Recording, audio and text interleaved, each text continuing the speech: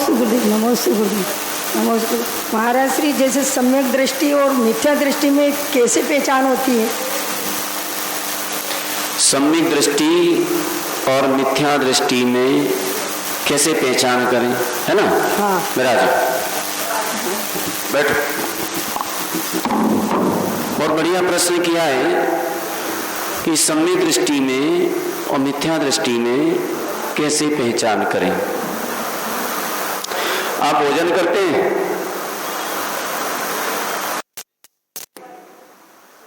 मिठाई खाते हैं? नमकीन खाते हैं? अच्छा, सबसे बड़ी पहचान है कि जब आपको भोजन करना पड़े तो समझना कि हम सम्यक दृष्टि हैं, और यदि आप भोजन करें तो समझना कि अभी हम मिथ्या दृष्टि हैं। ठीक है ना? भोजन करना पड़े, मजबूरी में करना पड़े, आप समझो हम सम्यक दृष्टि हैं।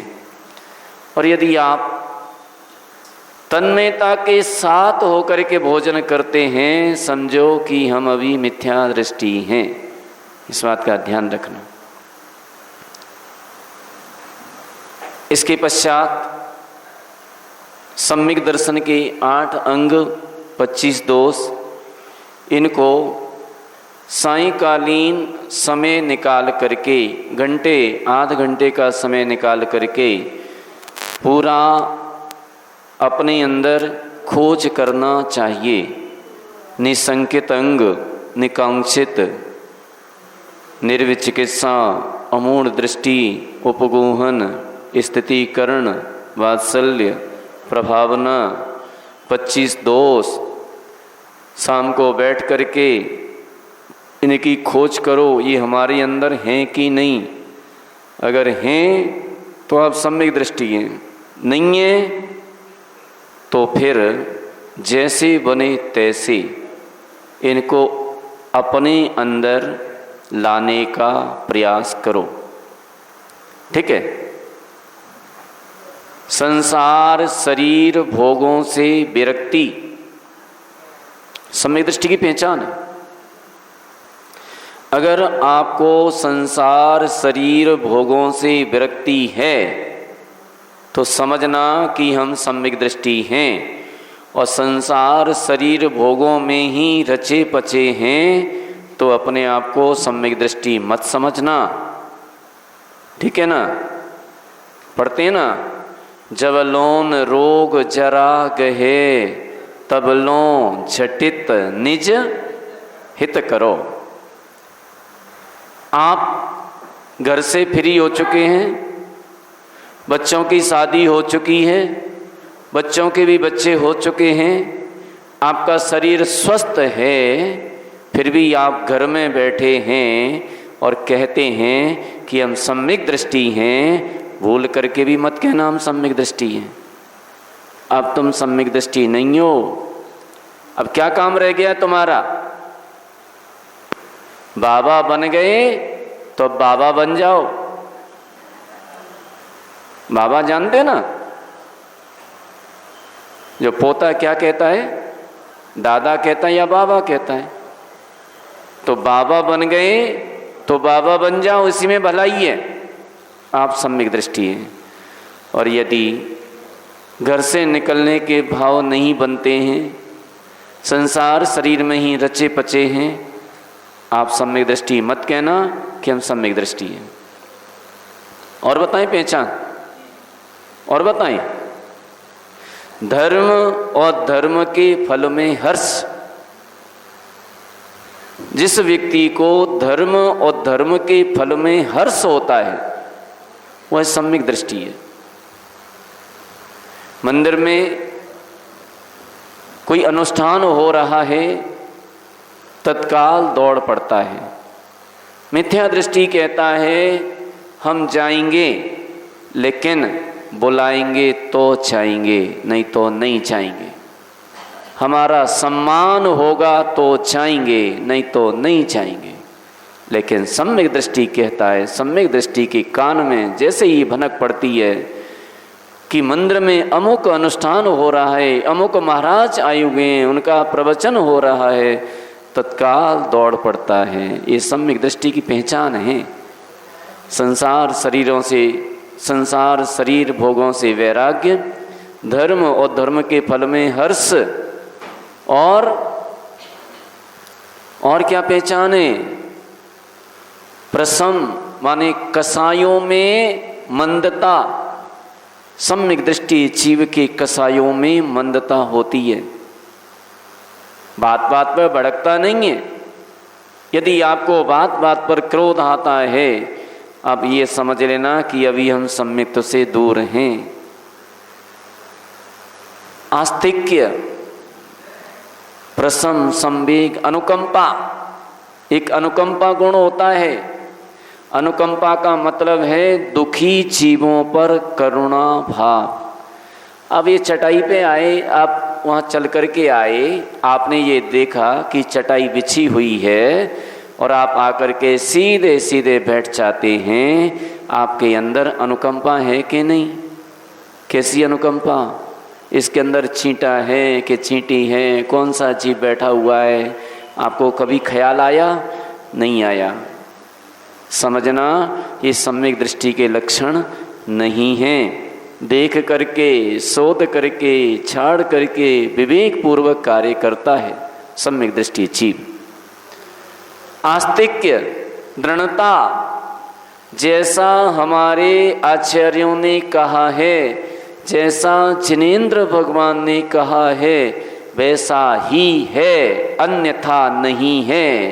ऐसी जिसके दृढ़ता होती है वह सम्यक दृष्टि होता है। ये सम्यक दृष्टि की पहचान है। प्रसम, संवेग, अनुकंपा, आस्तिक्य, ये चार गुण जिसके अंदर प्रकट हो जाएं, जिसके अंदर 8 अंग प्रकट हो जाएं, वह सम्यक दृष्टि है। और जिसके अंदर ये नहीं है वह सम्यक दृष्टि नहीं हो सकता। यदि नहीं है तो जैसे बने तैसे, कुछ भी करना पड़े, कुछ भी करना पड़े, ये मनुष्य पर्याय को प्राप्त किया है तो कम से कम सम्यक दर्शन को प्राप्त कर लीजिए।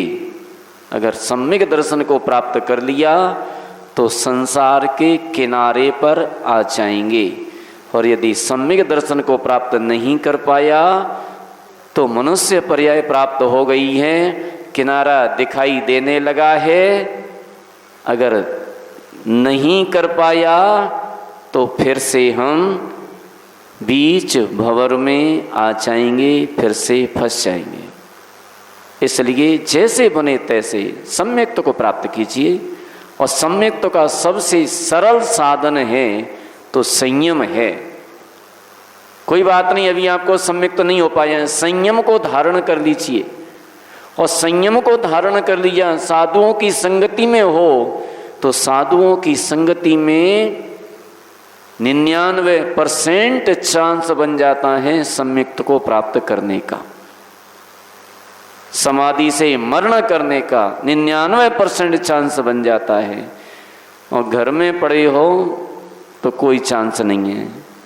इसलिए इन बातों को समझें, पहचान करें और पहचान करके हम उस सम्यक्त्व को प्राप्त करने का प्रयास करें तो हमारा ये मानव जीवन सफल हो जाता है।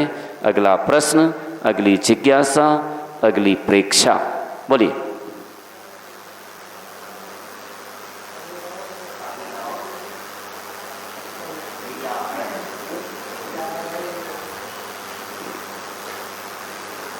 अगर समझ में नहीं आई तो रिपीट कर सकते हैं प्रश्न, ठीक है ना?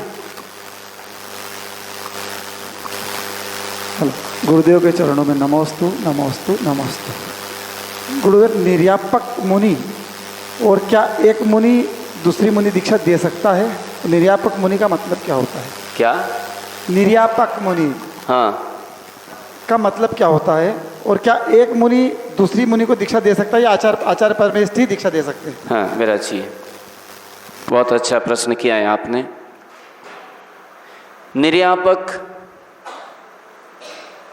निर्यापक को प्रवचन सार में गुरु कहा है।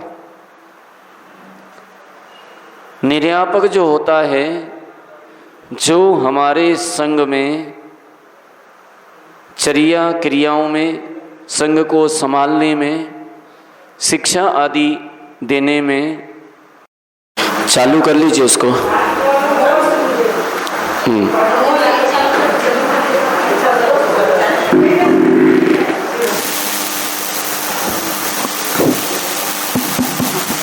नमोस्तु गुरुदेव, नमोस्तु गुरुदेव, नमोस्तु। महाराज श्री, जैसे सम्यक दृष्टि और मिथ्या दृष्टि में कैसे पहचान होती है? सम्यक दृष्टि और मिथ्या दृष्टि में कैसे पहचान करें, है ना? हाँ। मेरा जी बैठ। बहुत बढ़िया प्रश्न किया है कि सम्यक दृष्टि में और मिथ्या दृष्टि में कैसे पहचान करें। आप भोजन करते हैं?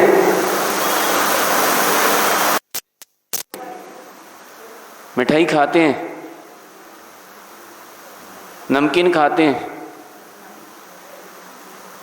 अच्छा, सबसे बड़ी पहचान है कि जब आपको भोजन करना पड़े तो समझना कि हम सम्यक दृष्टि हैं, और यदि आप भोजन करें तो समझना कि अभी हम मिथ्या दृष्टि हैं। ठीक है ना? भोजन करना पड़े, मजबूरी में करना पड़े, आप समझो हम सम्यक दृष्टि हैं। और यदि आप तन्मयता के साथ होकर के भोजन करते हैं, समझो कि हम अभी मिथ्या दृष्टि हैं। इस बात का ध्यान रखना।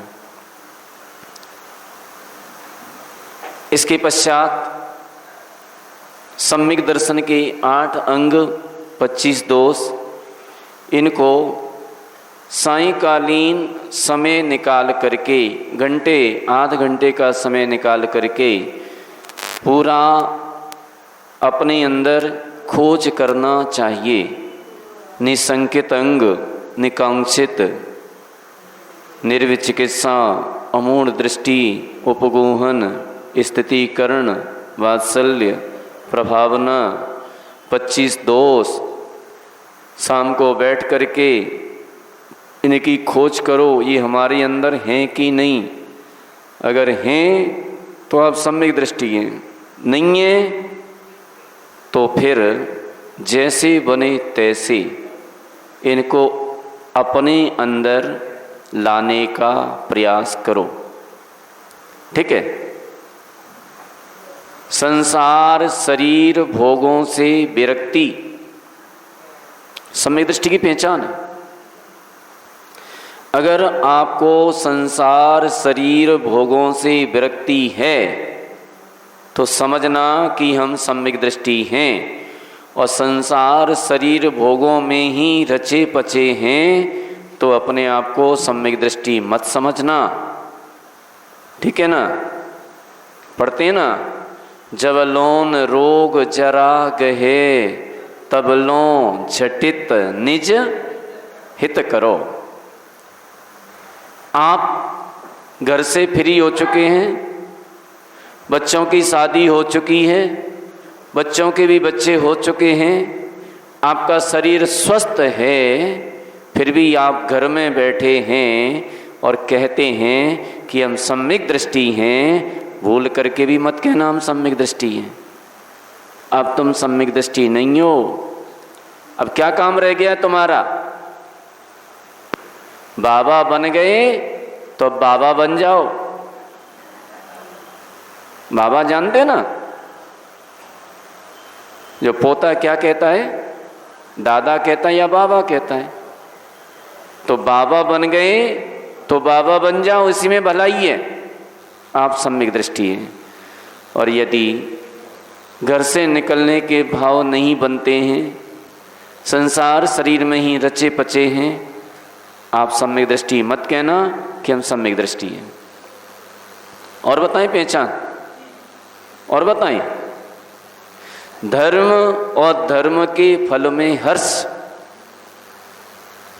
जिस व्यक्ति को धर्म और धर्म के फल में हर्ष होता है वह सम्यक दृष्टि है। मंदिर में कोई अनुष्ठान हो रहा है, तत्काल दौड़ पड़ता है। मिथ्या दृष्टि कहता है हम जाएंगे लेकिन बुलाएंगे तो जाएंगे, नहीं तो नहीं जाएंगे। हमारा सम्मान होगा तो जाएंगे, नहीं तो नहीं जाएंगे। लेकिन सम्यक दृष्टि कहता है, सम्यक दृष्टि के कान में जैसे ही भनक पड़ती है कि मंदिर में अमुक अनुष्ठान हो रहा है, अमुक महाराज आए हुए हैं, उनका प्रवचन हो रहा है, तत्काल दौड़ पड़ता है। ये सम्यक दृष्टि की पहचान है। संसार शरीरों से, संसार शरीर भोगों से वैराग्य, धर्म और धर्म के फल में हर्ष, और क्या पहचान है? प्रसम माने कसायों में मंदता। सम्यक दृष्टि जीव के कसायों में मंदता होती है। बात बात पर भड़कता नहीं है। यदि आपको बात बात पर क्रोध आता है, अब ये समझ लेना कि अभी हम सम्यक से दूर हैं। आस्तिक्य, प्रसम, संवेग, अनुकंपा। एक अनुकंपा गुण होता है। अनुकंपा का मतलब है दुखी जीवों पर करुणा भाव। अब ये चटाई पे आए, आप वहाँ चल कर के आए, आपने ये देखा कि चटाई बिछी हुई है और आप आकर के सीधे सीधे बैठ जाते हैं। आपके अंदर अनुकंपा है कि नहीं? कैसी अनुकंपा? इसके अंदर चींटा है कि चींटी है, कौन सा जीव बैठा हुआ है, आपको कभी ख्याल आया? नहीं आया। समझना ये सम्यक दृष्टि के लक्षण नहीं हैं। देख करके, शोध करके, छाड़ करके विवेक पूर्वक कार्य करता है सम्यक दृष्टि जीव। आस्तिक्य, दृढ़ता। जैसा हमारे आचार्यों ने कहा है, जैसा जिनेंद्र भगवान ने कहा है, वैसा ही है, अन्यथा नहीं है। ऐसी जिसके दृढ़ता होती है वह सम्यक दृष्टि होता है। ये सम्यक दृष्टि की पहचान है। प्रसम, संवेग, अनुकंपा, आस्तिक्य, ये चार गुण जिसके अंदर प्रकट हो जाएं, जिसके अंदर 8 अंग प्रकट हो जाएं, वह सम्यक दृष्टि है। और जिसके अंदर ये नहीं है वह सम्यक दृष्टि नहीं हो सकता। यदि नहीं है तो जैसे बने तैसे, कुछ भी करना पड़े, कुछ भी करना पड़े, ये मनुष्य पर्याय को प्राप्त किया है तो कम से कम सम्यक दर्शन को प्राप्त कर लीजिए। अगर सम्यक दर्शन को प्राप्त कर लिया तो संसार के किनारे पर आ जाएंगे। और यदि सम्यक दर्शन को प्राप्त नहीं कर पाया तो मनुष्य पर्याय प्राप्त हो गई है, किनारा दिखाई देने लगा है।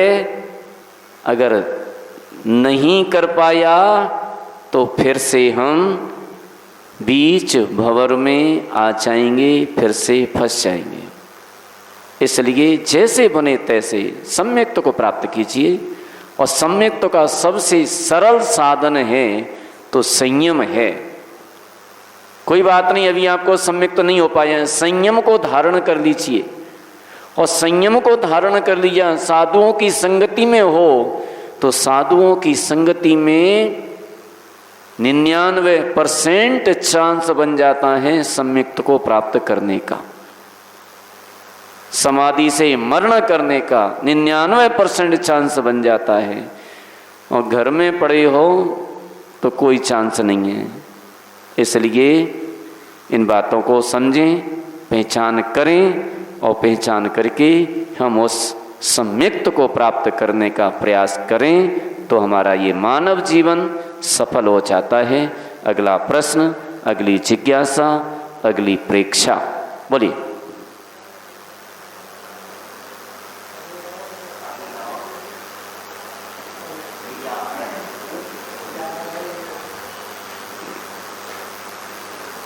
अगर समझ में नहीं आए तो रिपीट कर सकते हैं प्रश्न, ठीक है ना। गुरुदेव के चरणों में नमोस्तु नमोस्तु नमोस्तु। गुरुदेव, निर्यापक मुनि और क्या एक मुनि दूसरी मुनि दीक्षा दे सकता है? निर्यापक मुनि का मतलब क्या होता है? क्या? निर्यापक मुनि हाँ, का मतलब क्या होता है?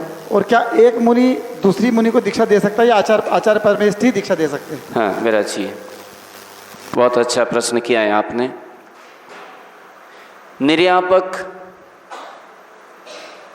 निर्यापक को प्रवचन सार में गुरु कहा है।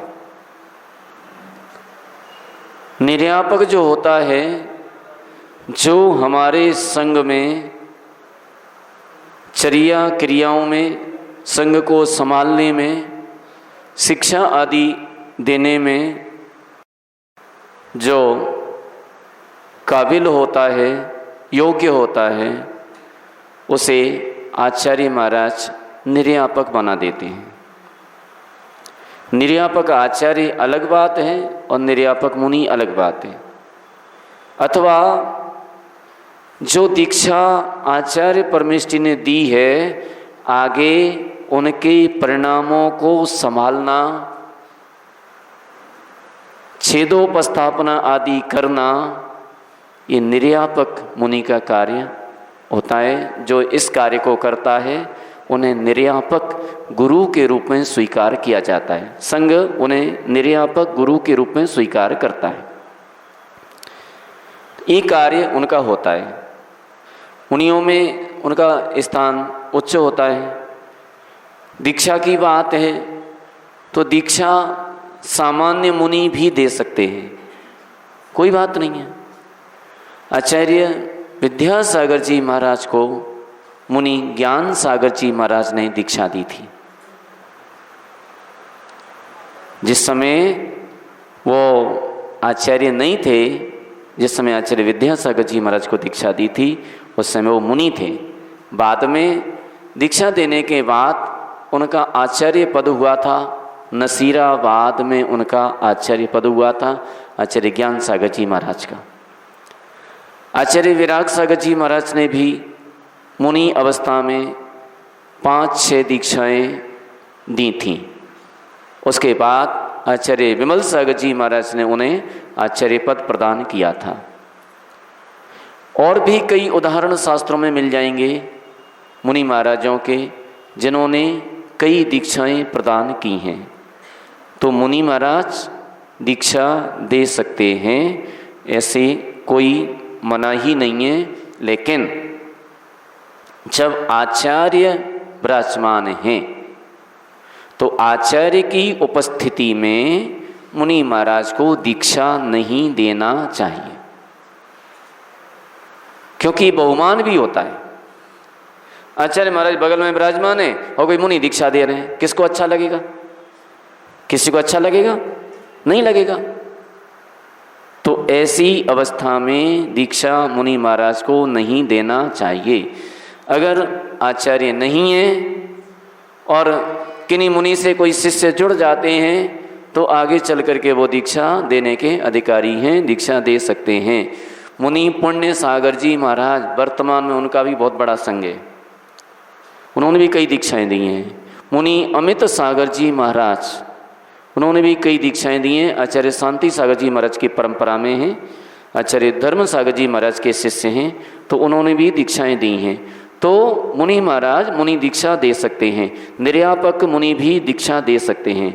निर्यापकाचार्य अलग होते हैं, जो किसी की समाधि कराते हैं, किसी छपक की समाधि कराते हैं, उनको निर्यापकाचार्य कहते हैं। और जो सामान्य मुनि महाराज होते हैं उन्हें एक विशेष जिम्मेदारी दी जाती है कि आपको ये कार्य करना है संघ में रह करके, वो निर्यापक मुनि कहलाते हैं। इस तरह से निर्यापक मुनि, निर्यापकाचार्य और मुनि दीक्षा देने में कोई बुराई नहीं है, दे सकते हैं आचार्य की अनुपस्थिति में।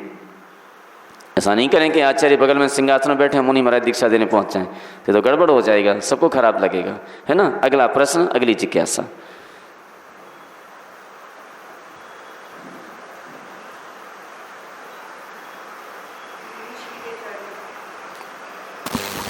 मुनिश्री के चरणों में त्रिबार नमोस्तु, एलक जी के चरणों में क्षामी क्षामी जी। महाराज जी मेरी शंका ये है कि जैसे हम लोग रोज़ डेली में पूजा करते हैं, क्या डेली पूजा करते हैं, एक पूजा करते हैं, तो उसके साथ साथ पूजा के साथ साथ जो महाराज जी की जो बुक है ना छोटी सी है, इसमें भक्तांबर के छंद हैं और उसके नीचे अर्घ लिखे हुए हैं, तो क्या जैसे समय के अभाव में सिर्फ अर्घ चढ़ा सकते हैं क्या? और दूसरा प्रश्न ये है कि संस्कृत का भक्तांबर पढ़ने में ज़्यादा वो है कि हिंदी का? कुछ लोग कहते हैं संस्कृत का ज़्यादा पढ़ने में मतलब ज़्यादा पुण्य लगता है, ऐसा। हाँ विराजिए, समय अभाव में आप कुछ भी कर सकते हो। समय का अभाव है तो समय के अभाव में कुछ भी कर सकते हो। छोटी पूजा कर लो, अर्घ अर्घ चढ़ा लो, है ना, समय पर्याप्त है, पूरी पूजा करो, ठीक है। नाश्ता करो और भोजन करो, पेट किस में भरेगा? नाश्ता, छोटा भोजन, और भोजन पूरा भोजन, ठीक है ना। तो नाश्ता में एक दो पूड़ी खा के अथवा थोड़ा सा कुछ लेकर के और चले गए, थोड़ी देर भूख लग आएगी, है ना, और लेकिन पेट भर के भोजन कर लिया है तो तृप्ति हो जाएगी, यानी दोपहर तक, शाम तक। इसी प्रकार से छोटी पूजा करोगे तो नाश्ता है, और पूरी पूजा करोगे तो मन तृप्त हो जाएगा, मन शांत हो जाएगा, मन को आनंद आएगा। अर्घ अर्घ चढ़ाओगे तो मन को कोई आनंद नहीं आएगा, है ना। इस बात का ध्यान रखो। हम लोग करते क्या हैं, अक्सर शादी आ जाए घर में, शादी, और शादी आ जाने पर सबसे ज़्यादा कटौती कहाँ पर होती है समय की? मंदिर में। जल्दी जल्दी कर लो पूजा शादी घर पे, और दुकान पे बैठे हो तो वहाँ कटौती नहीं होना है, व्यापार में कोई कटौती नहीं होना है, सांसारिक कार्यों में कोई कटौती नहीं होना है। सारी कटौती जितने भी होना है वो कहाँ पर होगी? मंदिर में। क्यों? जिसकी कृपा से, जिसके आशीर्वाद से तुम्हें ये सब कुछ मिला है, और उसी के समय में कटौती कर देना ये कोई अच्छी बात नहीं है। तुम्हारे पास समय नहीं। अच्छा, कोई महाराज के पास जाओ, महाराज से कहे बोले महाराज हमें समय नहीं है हमारे पास, और जब तुम्हारे पास कोई संकट आ जाए, कोई परेशानी आ जाए, और फिर तुम महाराज के पास आओ, अब महाराज कहते हैं हमारे पास समय नहीं है, अब क्या करोगे? बोलो क्या कर लोगे? नहीं है समय, जाओ। उस दिन तुम्हें समय नहीं था, आज हमें समय नहीं है। इसलिए देव शास्त्र गुरु के लिए समय निकालो, कुछ भी हो, कैसा भी हो। कहा गया है कि 100 काम छोड़ करके नहाना चाहिए। समझना ध्यान से, क्या करना चाहिए? 100 काम छोड़ करके नहाना चाहिए, 1000 काम छोड़ करके खाना चाहिए। भूखे प्यासे बैठे हो दुकान पर, दूसरे दिन हालत खराब हो जाएगी। तो 1000 काम भी छोड़ना पड़े छोड़ दीजिए, लेकिन पहले भोजन कर लीजिए। और 1,00,000 काम छोड़ करके गुरु आज्ञा का पालन करना चाहिए। गुरु ने अगर आज्ञा दी है तो 1,00,000 कार्य भी बिगड़ रहे हों, बिगड़ जाने दीजिए, कोई फर्क नहीं पड़ता है, सब बन जाएंगे उनके आशीर्वाद से, लेकिन पहले उनकी आज्ञा का पालन कीजिए। और 1 करोड़ काम छोड़ करके भगवान का अभिषेक और पूजा करना चाहिए। आई समझ में? आगे क्या नहीं, और शॉर्ट नहीं करना। 1 करोड़ काम भी बिगड़ रहे हों, खराब हो रहे हों, कोई बात नहीं है, छोड़ दीजिए, भगवान की आराधना कीजिए, सारे कार्य तुम्हारे बन जाएंगे। इस बात का ध्यान रखना, ठीक है ना। तो छोटी पूजा, बड़ी पूजा, समझ गए?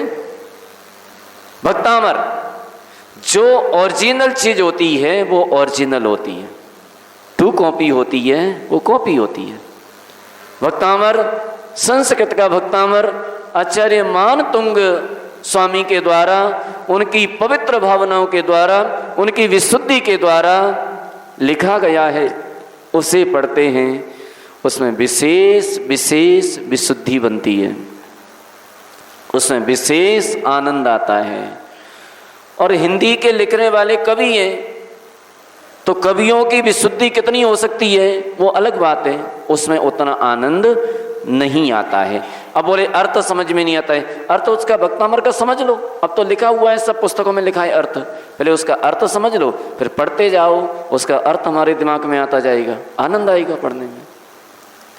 तो भक्तामर संस्कृत का पढ़ने में अधिक पुण्य होता है।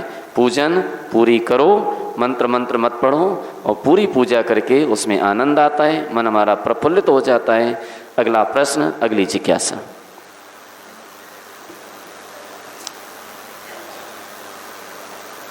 जल्दी सोच के रहा करो पहले से। हाँ बोलिए। नमोस्तु नमोस्तु नमोस्तु।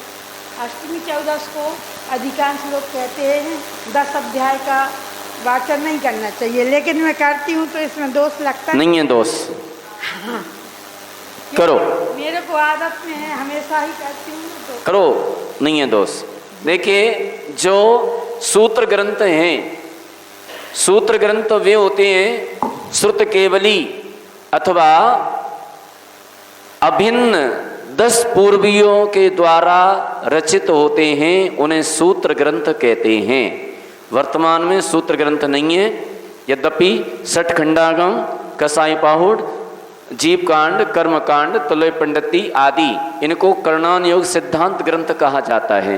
तो इन ग्रंथों को अष्टमी चतुर्दशी को अष्टानिका में अथवा संधि काल में नहीं पढ़ा जाता है। तत्वार्थ सूत्र अष्टमी चतुर्दशी को पढ़ सकते हैं, कोई बात नहीं है, आप पढ़िए, ठीक है, कोई दोष नहीं है। अच्छा बताओ, पर्युषण पर्व आते हैं, उस समय अष्टमी को वाचन होता है कि नहीं होता? और ये पुरानी परंपरा से चला आ रहा है। क्या पहले लोग नहीं जानते थे? क्या अभी लोग नए ज्ञानी हुए क्या? कोई दोष नहीं है, पढ़िए। अगला प्रश्न, अगली जिज्ञासा।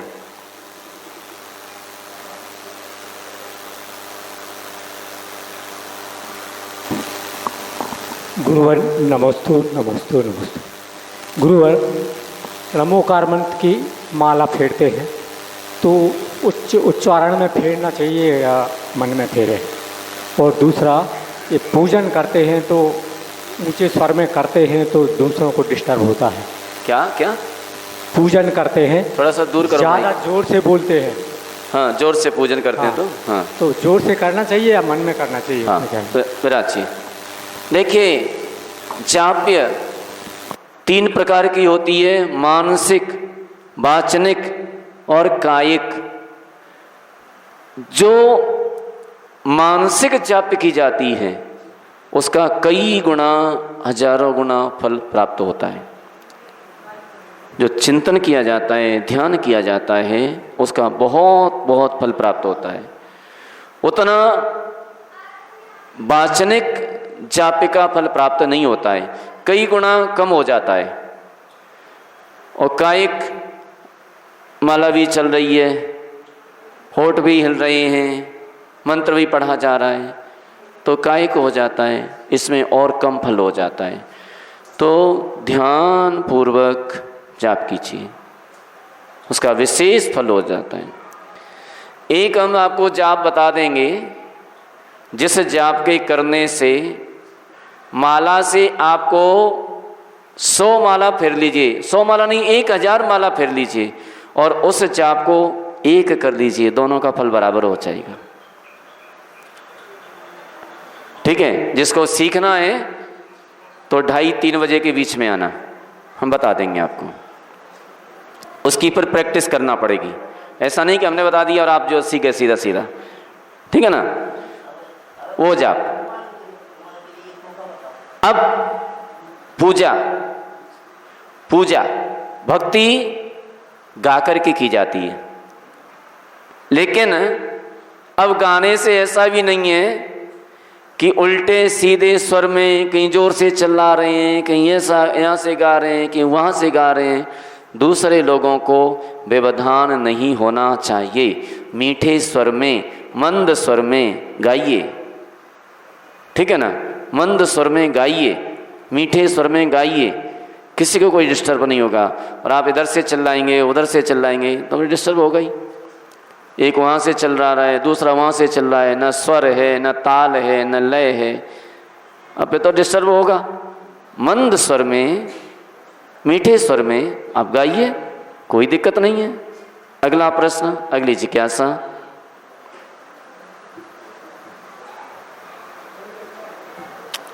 यदि प्रश्न उत्तर समझ में ना आए तो रिपीट कर सकते हैं आप, ठीक है ना? समझ में आ गया ना? हाँ, ऐसे करो, ऐसे।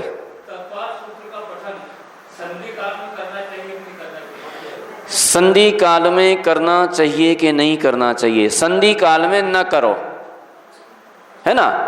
संधि काल किस लिए है? संधि काल ध्यान करने के लिए है, संधि काल सामायिक करने के लिए है, संधि काल देव वंदना करने के लिए है, संधि काल भक्ति करने के लिए है। ऐसे समय में भक्ति करो, सामायिक करो, जाप करो, ये काम करो। तत्व सूत्र बाद में पढ़ लो, है ना।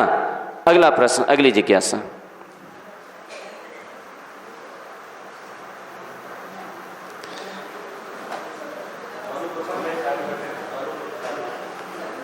जल्दी जल्दी। नमस्ते गुरुदेव, नमस्ते गुरुदेव।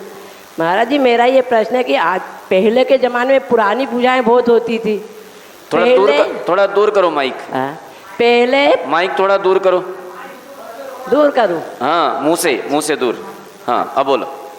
पहले के ज़माने में जो पहले पूजाएं चलती थी वो आजकल लोप होती जा रही, वो कम करते हो। और जो अभी नई नई पूजाएं हैं, वो नए नए छोटे छोटे विधान चल रहे हैं, तो और बड़े विधान थोड़े थोड़े लोप वो भी कम करते हैं समय के हिसाब से।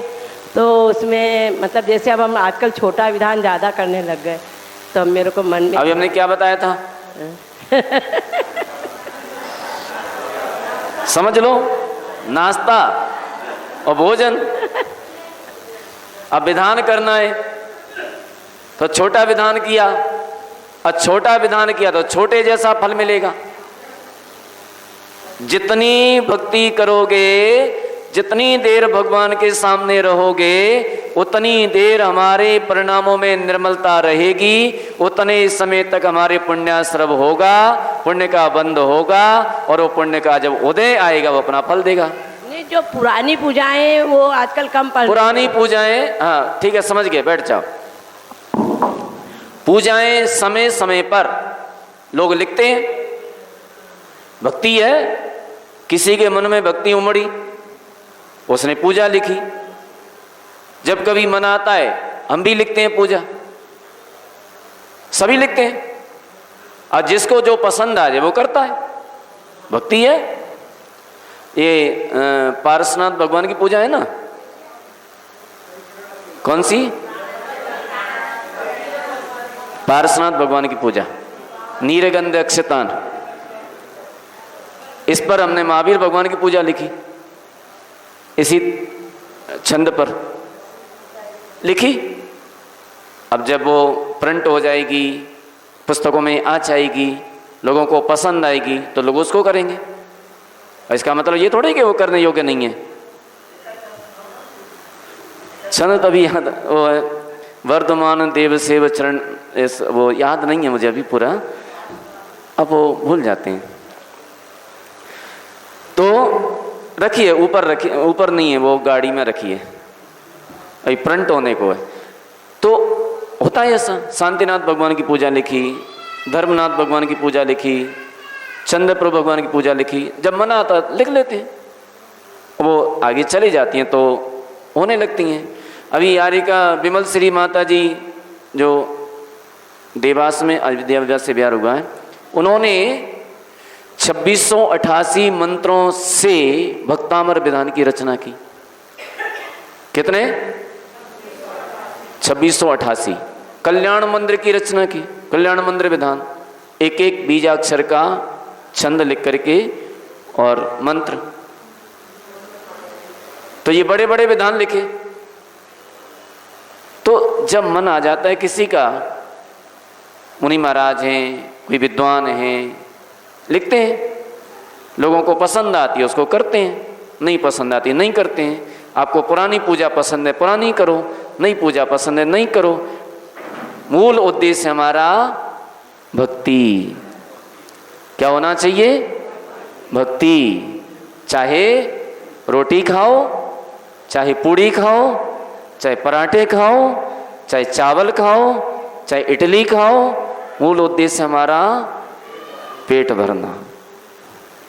ठीक है ना? कुछ भी करो। अगला प्रश्न, अगली जिज्ञासा।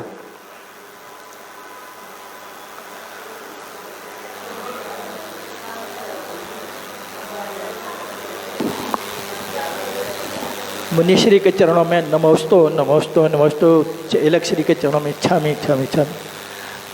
मुनिश्री, ये कर्मों का संक्रमण, उत्तीर्ण और जो निर्धत्ति निकाचित करना है वो कैसे नष्ट होते हैं, और इनका जो कर्म जो बनते हैं हमको, इनका बंटवारा किस प्रकार से होती है? देखो विराजो, आपने 10 कर्ण की बात की है। 10 कर्ण होते हैं।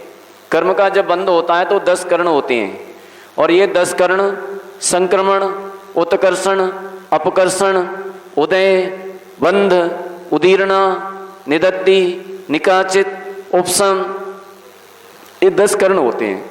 और संक्रमण है, तो संक्रमण को समझने के लिए यदि आप दोपहर में आ जाएं तो इसको हम बोर्ड पे समझा सकते हैं। पूरा 10 कर्ण पूरे बोर्ड पे समझा देंगे। अब यहाँ पर हम आपको बताएंगे ना तो आधा समझ में आएगा, आधा नहीं आएगा। कर्म के अंदर संक्रमण भी होता है, जैसे साता वेद नहीं है, कभी असाता रूप में परिणमित हो जाता है, कभी असाता साता में परिणमित हो जाता है। ये संक्रमण होता है।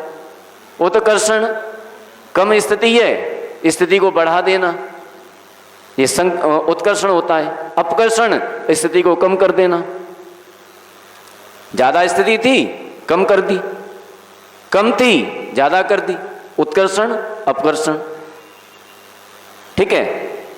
उदीर्णा, कर्म उदय में आने वाला था, मान लीजिए 100 साल बाद उदय में आने वाला था, और उसको परिणाम बसात हम अभी उदय में ले आए, ये क्या हो गया? उदीर्णा।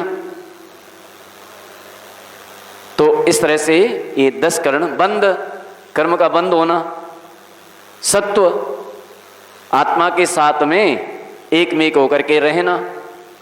उदय, अपना समय पा करके कर्म का फल देना, उदय। तो ये 10 कर्ण होते हैं कर्म के अंदर। उपशम, दब जाना, बैठ जाना। निदत्ति, जिस कर्म जिसमें उत्कर्षण, अपकर्षण, संक्रमण आदि नहीं होते हैं वो निदत्ति और निकाचित कहलाते हैं। उत्कर्षण, अपकर्षण, उदय, उदीर्णा आदि नहीं होती हैं वो निदत्ति निकाचित कहलाते हैं। वो उसका जो है समय पा करके उदय में आता है वो कर्म। तो ये सारी प्रक्रियाएं, ये 10 कर्ण यदि आप दोपहर में आ जाएं तो इनको हम आराम से बोर्ड पर समझा सकते हैं आपको, और एकदम फीड हो जाएंगे, समझ में आ जाएंगे। ठीक है ना? तो यहाँ पर पूरी तरह से आपको समझ में नहीं आ पाएंगे, है ना? अगली प्रश्न, अगली जिज्ञासा। मंचासीन विराजित मुनिराजों को मेरा मन से, वचन से, काय से त्रिबार नमोस्तु नमोस्तु नमोस्तु। एलक महाराज जी को इच्छामी। ये अंतिम प्रश्न है, इसके बाद समय हो गया। हाँ महाराज जी, मेरा प्रश्न आज अपने जो जिन सहस्त्र नाम विधान किया था, जिन सहस्त्र नाम के अर्घ्य चढ़ाए थे उससे संबंधित है। क्या अपन ये आहुति अपन घर में भी दे सकते हैं? अगर दे सकते हैं तो कोई समय वगैरह ब्रह्म मुहूर्त में भी दे सकते हैं क्या? वो कोई समय इसका कुछ है? घर में दे सकते हैं कि नहीं? अपन दे सकते हैं। हाँ, क्योंकि यूट्यूब वगैरह के माध्यम से ऐसा बताया दे सकते हैं, कोई बात नहीं इसमें। कि अपन घर में दे सकते हैं। हाँ हाँ, दे सकते हैं। तो ठीक है, दे सकते हैं। हाँ, ये हो गया। हाँ, बस वो किसी भी समय, मतलब समय भी ऐसा कुछ। हाँ हाँ, कोई बात नहीं। और अगला प्रश्न किसी का? और अंतिम प्रश्न, इसके बाद कोई प्रश्न नहीं होगा, चाहे छोटा हो चाहे बड़ा हो। और अगर छोटा प्रश्न था जैसे वहीं के वहीं समाधान कर दिया हमने। बोलिए। नमोस्तु महाराज जी, नमोस्तु महाराज जी, नमोस्तु इच्छामी महाराज जी। महाराज जी मेरा प्रश्न है, माला से रिलेटेड है। जैसे बोलते हैं सूत की माला से यदि अपन फेरते तो इतना फल मिलता है, सोने की फेरते तो इतना, चांदी की, मतलब ये चलन चल रहा है, तो लोग बाग सोने और चांदी की माला पे आ गए, तो ये इससे कि इतना पुण्य मिलता है, इतना गुना ज़्यादा मिलता है या नहीं मिलता है? हाँ, बहुत अच्छी बात है। सोने की फेरो, चांदी की फेरो, हीरों की फेरो। आपके सामने रसगुल्ला आ जाए बढ़िया से, वो सफ़ेद वाले, तो कैसा लगेगा? अच्छा लगेगा ना। और मूंग की दाल जिसमें नमक नहीं हो और रोटी आ जाए, आपको कैसा लगेगा? है ना। और बढ़िया दाल बाटी आ जाए और पानी पूरी आ जाए, तो अलग अलग द्रव्य और अलग अलग द्रव्य से हमारे परिणामों में अलग अलग विचार आते हैं। ठीक है ना। जितना बढ़िया द्रव्य होगा उतने अच्छे हमारे परिणाम बनेंगे, जितना घटिया द्रव्य होगा उतने घटिया हमारे परिणाम बनेंगे। आप भगवान की पूजा करते हैं, भगवान का अभिषेक करते हैं, आप स्टील के कलश लेकर के भगवान का अभिषेक करो और सोने का कलश लेकर के भगवान का अभिषेक करो। दोनों में डिफरेंस देख लेना, हमारे परिणामों में कितना डिफरेंस आता है। ठीक है ना। आप मंदिर की द्रव्य से भगवान की पूजा करो और अपने घर से बढ़िया एक नारियल, अच्छे बढ़िया वाले बादाम, कौन से आते हैं वो कागजी बादाम, मामरा, है ना, और बढ़िया बढ़िया फल, बढ़िया द्रव्य, चावल कौन से, बासमती, और लेकर के आओ, और चांदी सोने की थाली हो, सब कुछ। अब उस समय परिणाम देखो और एक उस व्यक्ति के परिणाम देखो जो मंदिर की द्रव्य लेकर के और भगवान की पूजा कर रहा है। दोनों में कितना डिफरेंस होगा। तो जितना उत्कृष्ट हमारा द्रव्य होता है उतने उत्कृष्ट हमारे भाव बनते हैं और उतना उत्कृष्ट हमें फल की प्राप्ति होती है।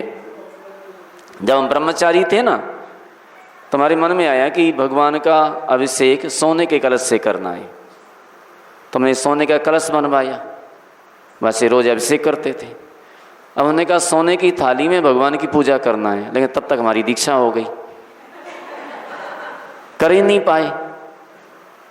लेकिन जब हमने भगवान का अभिषेक सोने की कलश से किया, तो जब हमारा दीक्षा अभिषेक हुआ तो दीक्षा अभिषेक के लिए एक इतनी बड़ी झारी बन करके आई थी सोने की,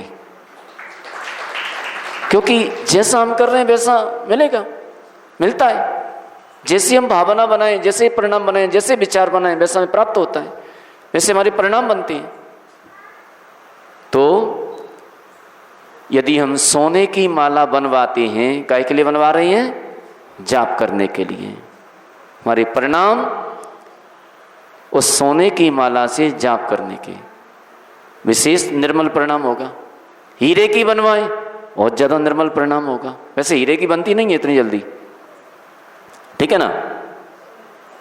कोई माने निकृष्ट धातु की बनवाएं, वैसा कांच की बनवाएं, वैसा परिणाम होगा, वैसा फल प्राप्ति होगी। कांच की माला फेरने से निर्धनता बढ़ती है, प्लास्टिक की माला फेरने से निर्धनता बढ़ती है, सूत की माला श्रेष्ठ कहलाती है, स्फटिक की माला श्रेष्ठ कहलाती है, चांदी की माला श्रेष्ठ कहलाती है, और इन सब से भी श्रेष्ठ सोने की माला कहलाती है। बनवाइए, फेरिए, ठीक है ना। तो तो जितना उत्कृष्ट हमारा द्रव्य होगा उतना उत्कृष्ट हमारा परिणाम बनता है। कोई कहे नहीं नहीं दिखाने के लिए करते हैं, कोई कुछ भी सोच सकता है। हमारी मानसिकता, हमारा मन, हम कुछ भी सोचें। मान लीजिए आप सोने की माला से माला फेर रहे हैं, सोने के कलश से अभिषेक कर रहे हैं, मुकुट बांधे हुए हैं सोने का, माला पहने हुए हैं, सारे आभूषण पहने हुए हैं, और हम सोच रहे हैं देखो कैसा दिखावा कर रहा है। हमारा मन, हमारी सोच।